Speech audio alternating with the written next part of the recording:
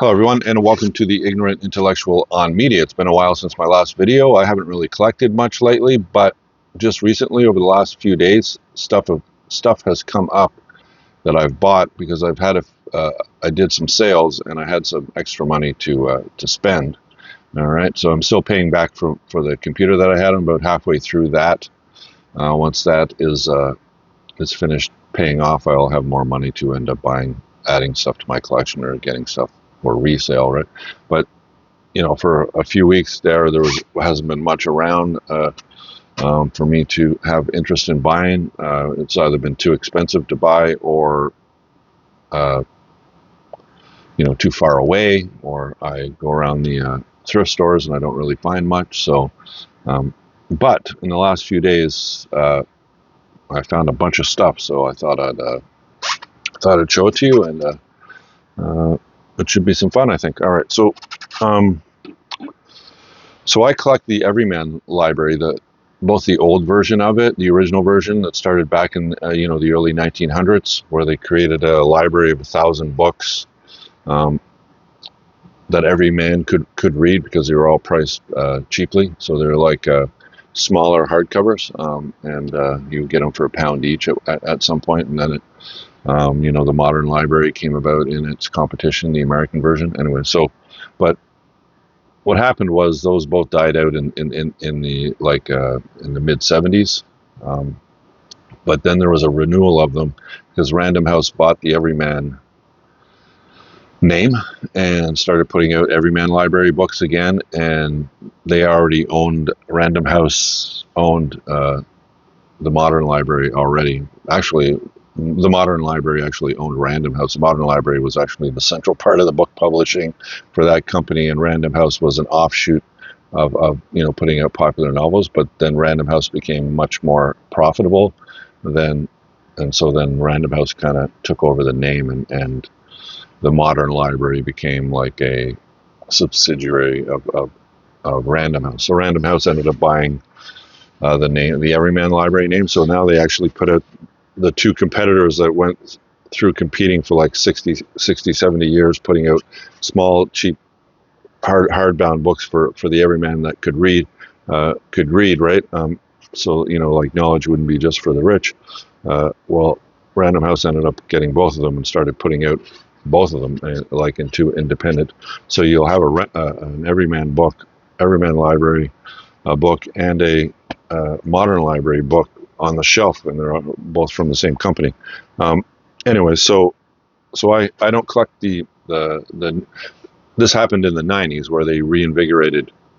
There's like a 20, 30 year hiatus, and then they brought it back, but what they did was they didn't make them small paperback size books anymore. They made them regular size. So here's an example here. They made them a regular size book. So I collect the reinvigoration of the Everyman Library because they still number them, but they don't number the Modern Library anymore. So I don't really have as much interest in collecting those. Now what they did was they took it off the spine. You no longer see it on the spine. Where you see it is on the title page right there. So this is number 54 in the library, if you notice, right? All right. So I'm trying to collect. There's like 400 or so volumes in the library. I'm trying to get them all. I'm probably up to about 150, I guess, is what I'm guessing. But I found 3 of them over the last few days, right? So let me show you which one. So we got a Sportsman's Notebook, which is a bunch of short stories that he wrote back during, Nicholas' first time in Russia.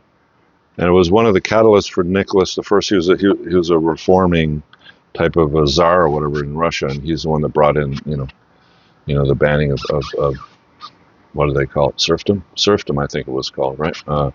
Where you had a bunch of peasants working on land that they didn't own, and anyway, so he's the one that banned it and ended up getting him killed, actually. But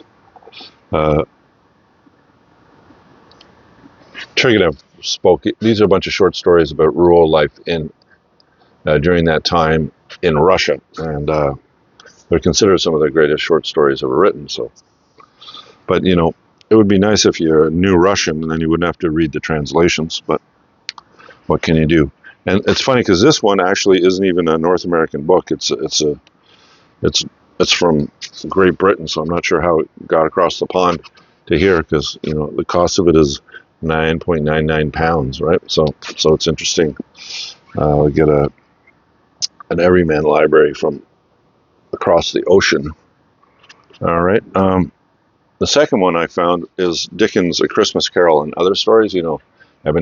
Ebenezer Scrooge story, and the Ghost of Christmas Future and Past, and so on and so forth, and a bunch of his other stories. In this also you get the chimes, you get the cricket on the hearth, the Battle of Life, and the Haunted Man. So it's like 5 novella short stories all in one volume. By Charles Dickens, one of the greatest English writers of all time. All right, and this one was numbered 323 in the collection. All right, so I can add that. And the third one I found is Gabriel Garcia Marquez, 100 Years of Solitude. That Colombian story about,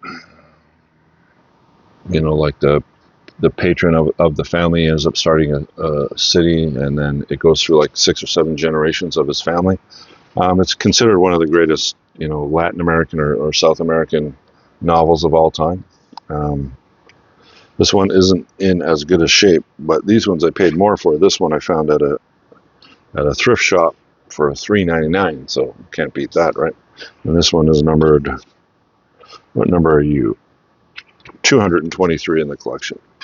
So I have a whole bookcase over there just dedicated to these volumes, trying to get all 400 or so of them. All right, so those are the 3. Now, I was speaking about the modern library, and I did find one of the original run of the library. The smaller paperback sized hardcovers. Here's Candide and Other Writings by Voltaire. All right, so this is what it looks like. This one is number 47 in the collection. Right, so as you noticed, nobody's protected this dust jacket,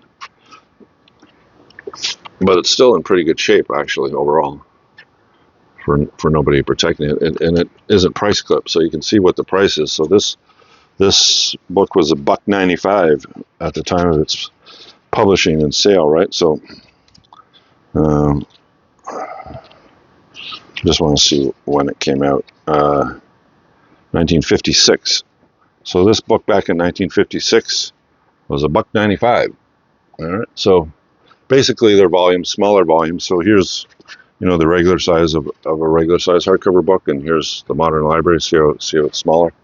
They made them smaller so that it wouldn't cost them as much money to make, and they could sell it for cheaper, so that every man or your average Joe could pick up a book and read some of the great literature of the world, right? So, and Voltaire is definitely one of those. All right, so I'll add that to my collection, number 47. So those are the collector books that I've got. Now I'll show you some of the books that I bought to resell. All right, so there's 2 very popular, I guess you'd call them new age ideas that are popular in books that sell really easy. All right, one of them is the tarot. The tarot cards, right? People like read your future with the tarot cards. So books on the tarot are always popular. So I found 2 of them. All right. I think this is a companion volume to a deck of cards, but the cards weren't with it. And this is the official companion to the world's famous original Rider-Waite tarot deck. So most people, if they have tarot cards, they usually have the Waite, the Waite tarot cards. All right, and this is a book so I found this for like $2, so I said, okay, I'll pick it up. And then I found this tarot in 10 minutes, which is basically, they teach you stuff quickly, right? Everybody has such a short attention span these days, right? So the secrets of the tarot at your fingertips. So it's another primer so I figured I'd pick these 2 up. This was $2 and this was $2, so $4 I paid for it. I'll probably see if I can sell both of them together for $10. So we'll see if that works. But tarot stuff is really popular. And the second thing is Wicca. Wicca. The witchcraft, I guess you could call it, like the I guess you could call it a religion, really. Wicca. All right. So, and I found 2 books on Wicca: A Guide to the Solitary Practitioner and Solitary Wicca for Life. All right. So basically, I think this is for people that prefer to practice in the privacy of their home rather than in public, and it kind of teaches you about the religion or whatever you want to call it, right? So I figure I found these 2 for $3 each, so I'll probably see if I can sell this for $12 together in one ad. All right. So hopefully that works out, and they don't just collect dust on my bookshelf. So Random House put out hardcover versions of the Modern Library, which I showed you, right? But they also have a whole collection of them in softcover, and they all look like this. They all have a spine that looks like this, the Modern Library, this spine, and it always has this kind of gold look to the front of it and to the back of it. So this is The Three Musketeers by Alexandre Dumas. All right, so it's one of the great French novels, right? So this is like 1850, the 1850s, 19th century, 1840, somewhere around there that this was published. And these ones they're not as popular as, you have a whole bunch of, because all the novels back, the 19th century novels, they're all in the public domain, right? Because they've all passed copyright. It's been 75 years since the since the author's death or whatever, so it goes into the public realm. So any book publishing company can publish any book, from like the 1920s probably now, 1940s even maybe. If the copyright thing is still 75 years, I haven't checked it lately, but anyway, so what happens is it's owned by the author, and he's the one that gets royalties on any sales or publishing that is done with the book. He has the control of it. But after he dies, it goes, it depends on what, but usually it's with the family. And then for the next 75 years, the family collects any of the royalties or the money when it comes to selling of the books. And then after 75 years, it enters the public domain, and then anybody can publish it, right? So most books, especially classics, are in the public domain. So you have like probably 6 or 7 different companies that put out classic books, right? So, Random House with their Everyman Library and their Modern Library paperbacks, hardcovers and paperbacks. You have a Penguin that puts them out with their Penguin Classics. You have Signet that puts them out. You have like a bunch of different companies that put out classic, either in paperback form or in hardcover or whatever, right? Of all the classic novels. So these aren't as popular. It seems like Penguin is probably the most popular of all the versions of the classics, and maybe the Oxford World's Classics might be up there, and the Signet ones are smaller. The Penguins can come in, well, they used to come in paperback size and trade paperback or softcover size, but now they're mostly all just coming in softcover size. There aren't any paperbacks to speak of when it comes to Penguin. Oxford also puts out trade paperback size volumes. They don't really put out paperbacks, but Signet and there's a couple other ones that will put out paperback versions of novels, right? So it depends if you want a paperback or you rather read something like this size rather than something like the size of a paperback, right? Like this is the size of a paperback, right? So it just depends on what you like reading. Most people find that the paperback's too small, so they'll only read something like that if they're traveling a lot. But if they're sitting down on a chair and they're going to read, this is the most popular version of it. It's a soft cover, but a bigger size, so the words are larger and easier to read, and it's not as heavy and constrictive, like a hardcover is, right? So anyway, so this is the Three Musketeers. So we did that. Wicca. All right. And we got the Constellation of Philosophy. Philosophy is always an easy sell. People love philosophy for a reason. If you don't read philosophy, you're really missing out. It really expands your mind and your thinking processes, right? So that's Constellation of Philosophy. Did that. Okay, I also found one CD out of all the places that I went, and that's Rush's 2112, this progressive rock masterpiece. If you like Rush, this one is probably your favorite if you're into more of Rush's non-mainstream stuff. But if you're into Rush's more mainstream stuff, probably this isn't the one, because this is like, I don't know how to describe it, but it's like a mind-blowing experience listening to this album if you haven't listened to it. I never found it on CD until now, but I've had it on an LP form for a while now, so it's kind of cool. So I don't know if I'm just going to choose one and then sell the other, or just keep both of them, right? But this deserves a place on. If you watched my video about how to save yourself some shelf space by attaching CDs to your wall directly, this is going to be attached to my wall somewhere, I think. All right. So listen to Rush, great progressive rock. All right. So now we'll get into the movies and TV shows. Oh no, let's do one more thing. Okay. So I also found I bought like 18 of these. I don't know if you know what this is. Okay. So this is basically, it's supposed to hold an album, and then you attach it to your wall, right? So you put it up on the wall, and then you're displaying an album, because the album, it just goes in, right? There you go. So these are cool. They're not super expensive. They look nice on the wall, and I bought like 18 of them off of a person.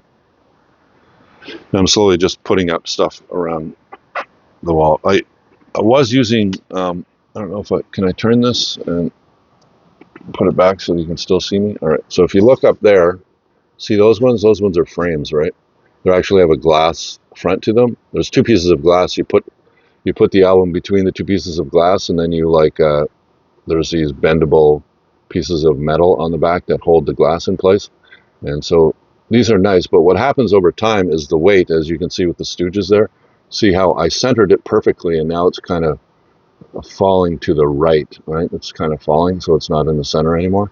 So so I used to buy those, because those were all like, you could, if you wait every few months, you'd see them for like maybe $10 each, which is really good. I'll show you the other type I have. All right, so if you can see that far, if you look down there, see Pink Floyd's Dark Side of the Moon over there, and then the Zombies, Odyssey, and Oracle.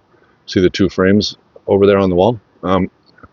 Those are all made of plastic, and the front is not glass, it's plastic. All right, but what happens is you can open them up. They kind of fold, so they're on the wall, and you can pull it the top, and it opens up like a V shape, and then you can just take the album out, and then you grab another album, you just slide it in, and then you close it again. It's really cool. The problem is those are like $50 or $60 each for like two pieces of plastic, right? It's just a ridiculous price. The ones that I showed you over here, they were like $10 each. So it's a plastic black frame with two pieces of glass, right? So so it's like, like a fifth of the cost, and it probably costs more to make it than it did the ones that fold open, right? So I think people like the fold open ones, because then they don't have to take the frame off the off the wall to switch an album out if they get bored of looking at that album and they want to change it for another album, right? So but what's really cool are these ones that you don't have to do with anything. They're like, you can find them on Amazon. I don't know how much, like $7-8 each. And it's just a plastic frame that you slide the LP into, and then what you do is on the back, you just get that, that Velcro stuff that 3M and other companies put out. You put one side on it, and then attach the other side and you just stick it onto the wall, right? So, and then it just holds the album. So, for example, I did that recently just over here. Right. If you notice, never mind the Bullocks and all that against the black shelves over there. So you got Metallica's Master of Puppets, never mind the Bullocks, the 13th Floor Elevators, and Neutral Milk Hotel right down there. All right, so I put 4 albums on the side of the thing. So that kind of looks cool, right? So, and I also did it on the wall over here. If you notice, see up there? I did it on the wall up there as well. I replaced, those were the original ones, the glass ones that I was telling you about with the frame, but the album would go in the center at the beginning, but then over time gravity would move it down and it looked funny. So I said, okay, I'm going to replace it. And I just made them all look like that on the wall. So that looks kind of cool, right? All right. And over there, looks kind of cool. All right. So, so they're like, I don't know, $7 each or something along that line. So they're not expensive at all, and they look kind of cool. You just get, you know, the plastic sleeves to protect them while they're on your wall. So that's kind of cool. So that's, I still have a bunch of them. I haven't figured out where I'm going to put them up, but I think maybe I'm going to take those ones down that were there, and maybe I can actually fit 2 albums, one above the other, and just go across, and I'll be able to put like 8 albums up there, and it'll look pretty nice. All right, so that's that. What else do I have? Oh, okay. So I found this one. All right, I got this one off of off of a private sale, and it's the Once Upon a Time in China Blu-rays from the Criterion Collection, number 1103 in the collection. It has all 5 of the Once Upon a Time in China films, but you know, I think the first 3, the trilogy, are the important ones. But there's actually 6. There's 5 here, okay? And earlier I found this one a while back, and this is the Eureka, Eureka Cinema, the ones that put out the Masters of Cinema. Well, they put out this box set of Blu-rays of the first 3 films, the trilogy, and then they put out they also added as an extra the 4th one, which is called A Time in China and America. So there's kind of like 6. So this has the 3 and then that extra China and America film. This one doesn't have the China and America film. This one has all 5 of the Once Upon a Time in China films. All right. So it's like, which one do you keep? Because this one has 3, but it has that other movie that this one doesn't. This one has all 5, but it doesn't have that one that this one has, that Once Upon a Time in China and America, right? So I don't think you could go wrong with either one of them, because the first 3 are the ones that you really want, I think. And this one has the first 3, and this one has the first 3. So I'm not sure if I'm gonna keep this one because I collect the Criterion. So I may sell this one. I'm not sure. I think maybe I'll have to watch Once Upon a Time in China, America, see if it's worth keeping the whole set just for that one film. All right. But basically, this is where Jet Li got his name. All right. So these are big epic films, about the history of China, and Jet Li plays this famous hero, this kung fu hero and all that. And it's basically a bunch of kung fu films. So you'd have Jet Li in these films, and then you would have Jackie Chan in some other films, and those are the 2 main stars out of China that you would watch for kung fu action, right? So it's cool, and I can add that to my collection now, and one less number that I have to collect for the Criterion Collection. I also found this one, which is the Steelbook of Akira, which is arguably, I think it is, the greatest anime film of all time. Came out in like 1988. It's a really, really good New Tokyo. It's like kind of like cyberpunk type of stuff. It's pretty fun to watch as well.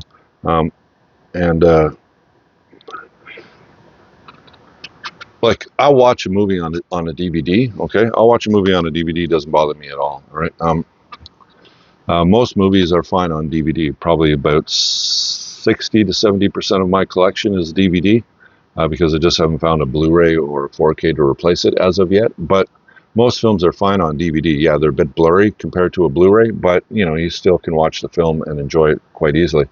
But when it comes to, let's say, animated or let's say sci-fi films, you would like them to be as clear as possible, right? Because especially the anime or CGI cartoon films, animated films, the clearer they are, the more you enjoy the film. Because unlike live action, blurriness of a cartoon is irritating, right? So, so the clearer that you can get it, the better. So I had this on DVD, but I didn't have it on Blu-ray. So then I found this on Blu-ray. So I'm going to watch the movie again in a clearer version. There's a 4K version of it, I'm guessing as well, but they need a 4K TV, and I don't have a 4K TV yet, right? So, all right. So that's Akira. If you haven't seen Akira and you like Japanese anime, I'm not sure why. All right. And then I found this. I also had it on DVD, but I did not have it on Blu-ray, and that is Last Man Standing. The Walter Hill film. It's basically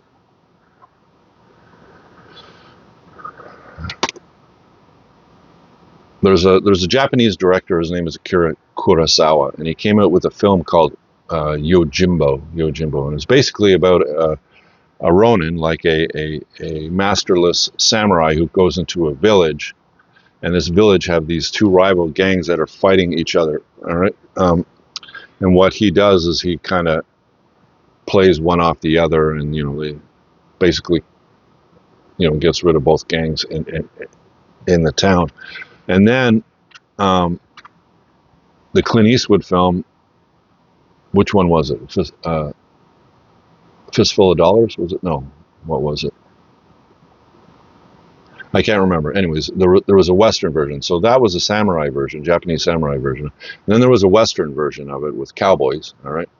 And Clint Eastwood starred in it. He's the main character that puts the two gangs against each other, all right? Well, then Walter Hill decided that he would direct a film which is basically the telling of the story again, but this time it's like 1930s gangsters, a gangster film, mobster film, rather than cowboys or samurai.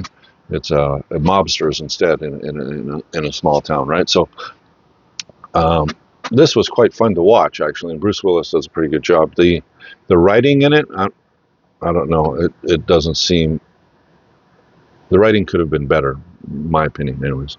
But overall, the film was fun to watch, and if you knew the story, you knew what was going to happen anyways, but it would be better if you didn't know the story and watched it. But basically, that Yojimbo film is really, like, Kurosawa, a bunch of his films have been, taken from, rather than have it a samurai, you'd have it like, maybe it would be a war film, or maybe it would be like a cowboy film, like a Western or whatever, but a bunch of his films have been taken out of Japan and into Hollywood, and Hollywood's made film for them, like Seven Samurai with the Magnificent Seven and others, right? So all of his films are pretty good, and I collect Walter Hill mostly because of The Warriors. I don't know if you've ever seen that gang film. It's the greatest gang film of all time, one of the greatest films. It's like in my top 10 films of all time. I really enjoy watching it. If you qualify films not exactly for their intellectual appeal or their aesthetic value or their representation of film in that time of history, but if it's just enjoyment, if it's just you don't get sick of ever watching it, you could watch it again and again, and like 3 weeks later you could watch it again. It doesn't bother you. You know what I mean? You could watch it. There are certain films that are that way for people. That is one for me. Another one is like My Bodyguard would be another one that I would watch over and over and over again. Like so. So there's a bunch of films like that. But if you would rate films that way and say the greatest films of all time are the films that you really enjoy watching and you don't mind watching over and over and over and over and over and over again, I think the list of the best films of all time would be a lot more varied and not so homogenous, right? Like one list of the greatest films looks like another list of the greatest films, right? But anyways, The Warriors is a great film, and this one isn't as good as that. But like I said, I collect Walter Hill, and so I'll add that to the collection, and then sell the DVD because if I have the Blu-ray, I don't really need the DVD anymore. All right, what else do we have? Okay, I'm not sure. Some of these ones I got recently, but I'm not sure if I showed them because I was going to watch them first, but I never got around to watch them. So here's number 356 in the Criterion Collection of DVD. I got this for cheap. It doesn't have a booklet in it. I think I got it for like $10 or something.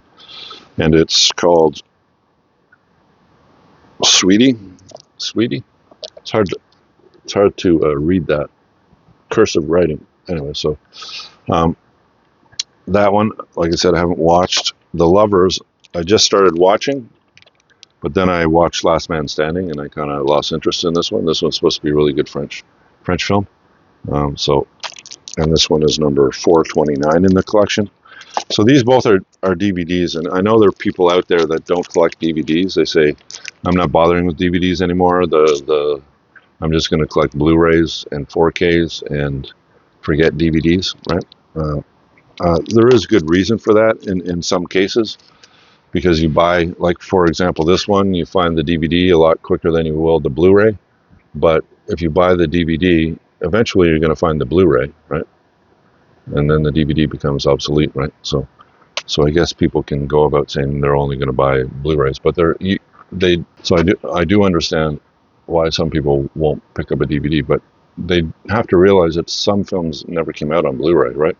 In fact, probably like 30% of all the mainstream films that ended up, well, 30%, probably maybe even 40% of all the mainstream films or films that came out during the VCR days, the Betamax VCR days, then to DVD and then to Blu-ray. Well, DVDs and VHS, there's probably a good 30 to 40% of all those films that were put out during that time that never made it to Blu-ray, right? So you are going to miss out on some films if you just collect Blu-ray. But, all the popular films, all the more popular films that they know they'll be able to sell, they're all going to get a Blu-ray release, right? You know what I mean? So, but back to like Akira, with you want the Blu-ray if it's a cartoon of some sort, because the clearer the cartoon or the animation, the better that film looks and is, and it's more enjoyable.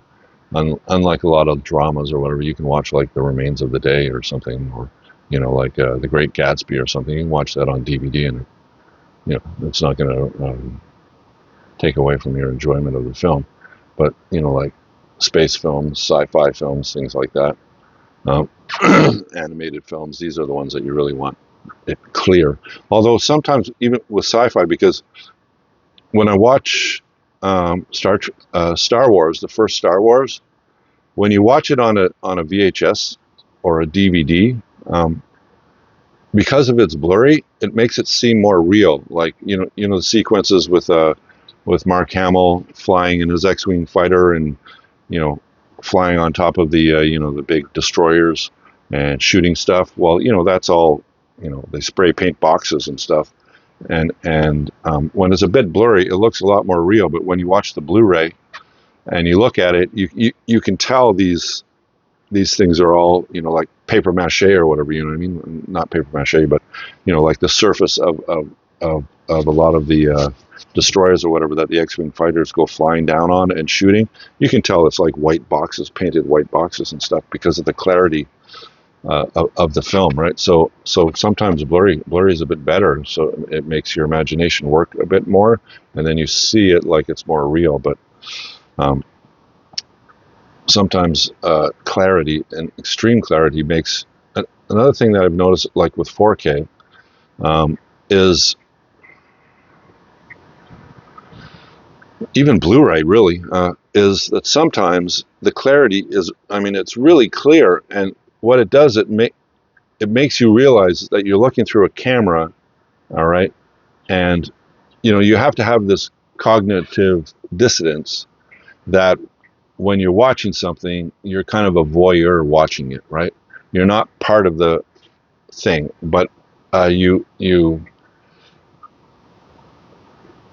think it's real, and that's where the enjoyment is, right? You don't think they're actors, all right? You think, you do, the back of your head, but when you're watching it, it seems real, right? But when you end up getting stuff that's so clear, sometimes, a movement, or you can tell it's like a set, right? Rather than something out in the wild or whatever, right? You know what I mean? Like, it's not actually like New York City, it's the set of New York City or something, that kind of thing, right? You can tell that the more clear the films are, especially the older black and white films. Some of those films are, 4K is really good for black and white films. It cleans it up really, really nice, most of them, and they're really, really crisp and they're really clear, but sometimes you can tell that they're working on a set rather than, in the wild or whatever, or in the world or whatever. They're not on a set or whatever. So you can tell that. So there is some detriments for things to be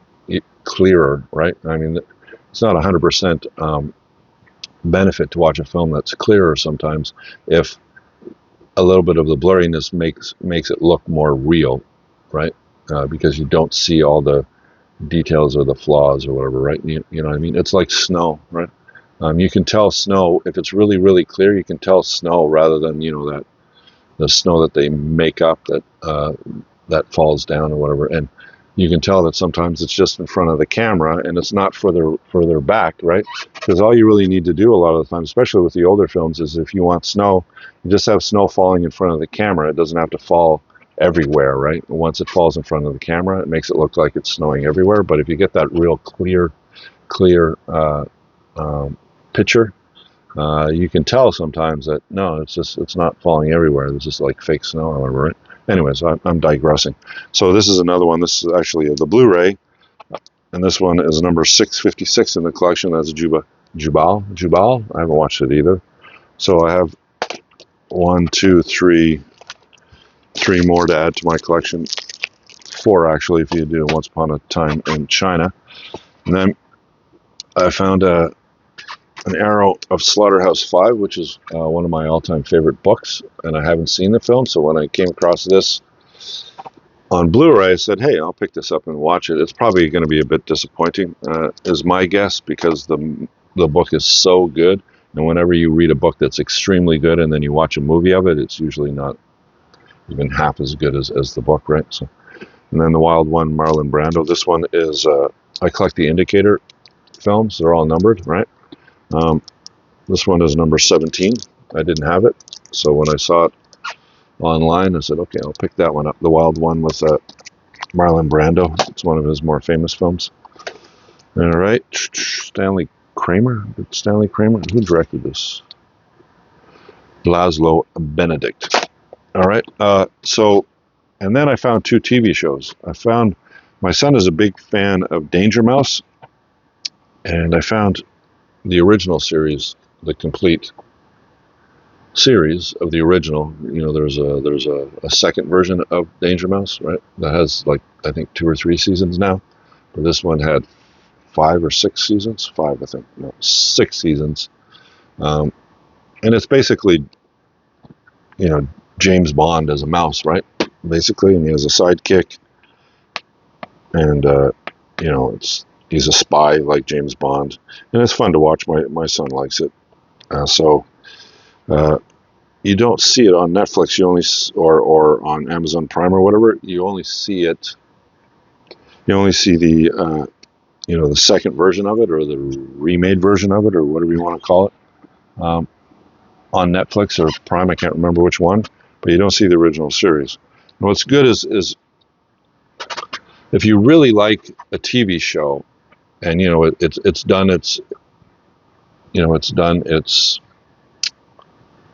original broadcasting, it's done, it's finished, and now the only way you can watch it on TV is if it comes onto Netflix or one of the other streaming services, and then sometimes you only get it on there for a couple of years and then it disappears and then you can't see it anymore, right? Well, if you come across a TV show, I highly recommend, whether it's on DVD or Blu-ray or whatever, I highly recommend you to pick that TV show up, because there's going to be a time sometime in the future that you're going to want to watch Friends, or you're going to want to watch, I don't know, whatever, Cheers, or whatever you can think of, and you can't find it anywhere on television, or you have a subscription and you don't want to get another subscription just to watch one TV show, right? So it's best just to pick it up on your favorite stuff that you'll know that you'll enjoy more watching more than once. To pick it up on DVD or Blu-ray and just keep it with you, and then you can watch it whenever you want, right?